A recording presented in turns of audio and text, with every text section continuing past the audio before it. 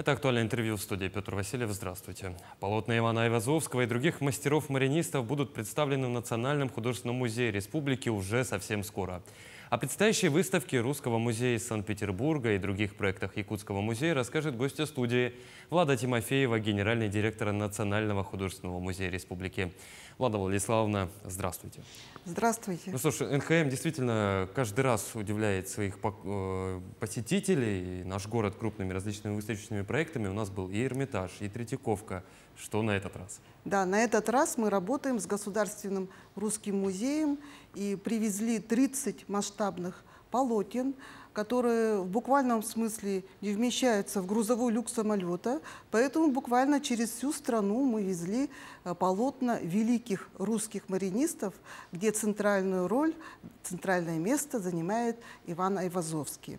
Всего 30 картин, из них 19 произведений Ивана Айвазовского. И, конечно, самые большие, самые масштабные принадлежат его кисти.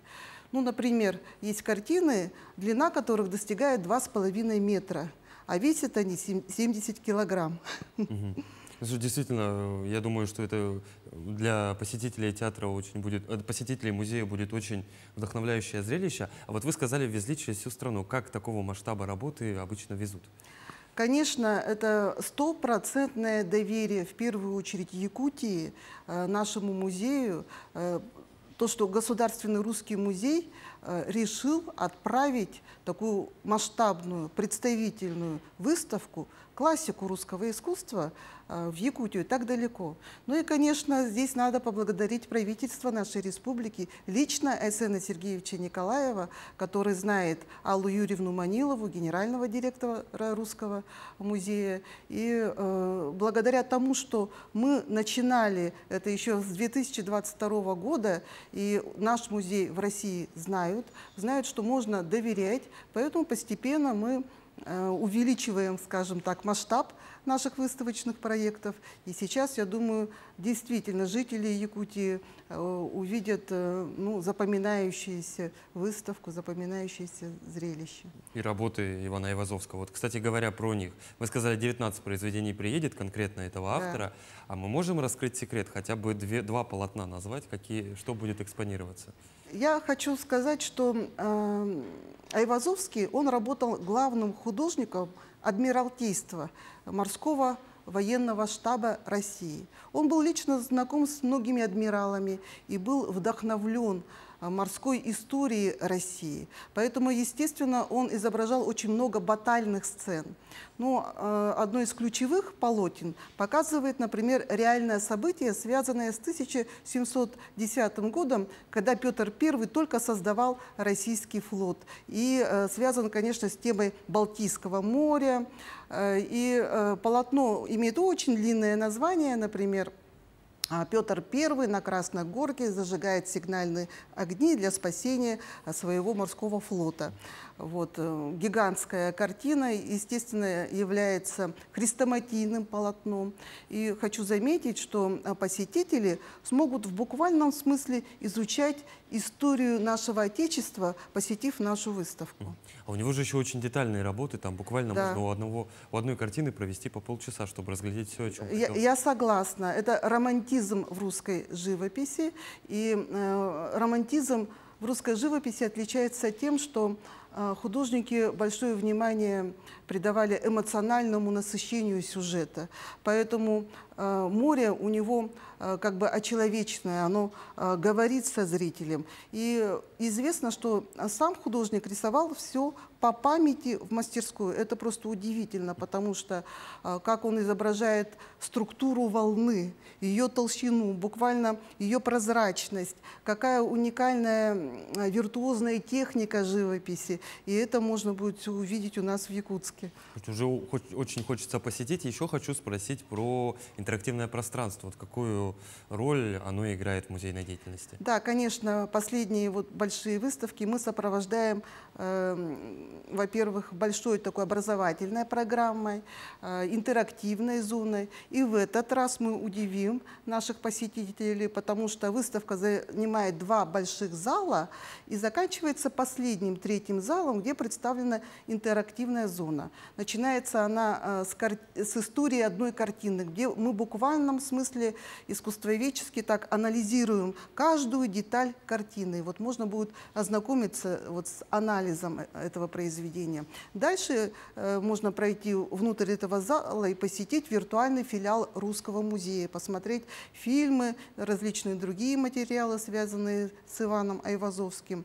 Мы специально, благодаря Алмаз-Энергетбанку, приобрели столы с песком, чтобы можно было рисовать детям, да, с кинетическим песком, и там будут проводиться мастер-классы. Также будут блиц-мастер-классы бесплатные проводиться для посетителей выставки. Одновременно можно будет купить, например, комплексный билет, посетив выставку, закончить вот мастер-класс и написать картину на тему морского пейзажа. Это уже живопись акрилом под руководством профессионального живописца. А вот само интерактивное пространство, вы сказали, оно уже работает не первую выставку. Точно оно было в Эрмитаже. Зрителей больше становится, посетителей, когда используете такие технологии? Да, я думаю, что на самом деле выставки и музей, он должен работать в различных, как бы, применяя различные методики и технологии, наверное, музейной практики, музейного образования. И, безусловно, это привлекает и расширяет диапазон зрителей, которые приходят к нам. Я уверена, что человек, который один раз, может, никогда и не приходил в наш музей, но услышав, что есть сейчас, например, идет выставка Шишкина или Айвазовского, или приехал Эрмитаж, они приходят к нам в музей, они понимают, что надо сюда приходить. И эта выставка приурочена, кстати, году семьи и году детства. Поэтому интерактивная зона, она как раз рассчитана на все возрасты наших посетителей. Будет интересно и самому маленькому посетителю, ну и взрослому также.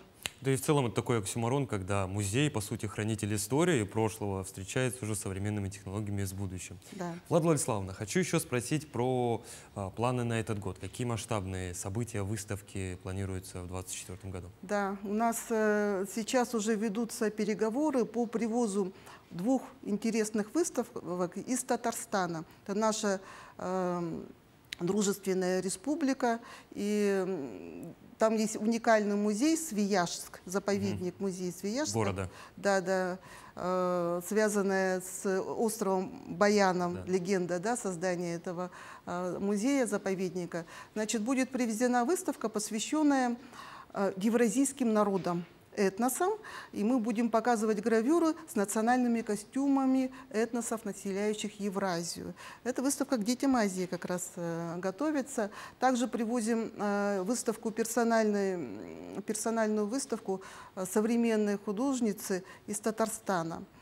Помимо этого, совместно с нашей Академией наук мы готовим очень интересный, необычный проект, который будет называться «Время мамонта», где мы будем показывать не просто фауну эпохи мамонта, но и произведения искусства, связанные с этой темой. Например, косторезное искусство, да, с образами мамонта. Например, живопись и графику. Художники очень часто якутские обращаются к наскальной живописи. Ну, то есть это будет очень интересный, я думаю, выставочный проект. И мы его откроем буквально тоже к играм «Дети Азии». Влада Владиславовна, у вас с собой прекрасная брошюра Айвазовского. Давайте ее покажем нашим зрителям, что все-таки, кратко, так скажем, анонсируем, что ожидает еще раз во время выставки картины Айвазовского. Вас я хочу спросить вот о чем. Пушкинская карта активно работает в нашей республике. Я уверен, что музей давным-давно соответствует и работает с этой программой. Будут ли доступны выставки Айвазовского? Безусловно. По Пушкинской карте будут доступны билеты на эту выставку. Более того, специально подготовлена программа «Квест-игра Шторм» для тинейджеров. То есть как раз для обладателей Пушкинской карты. А что за игра?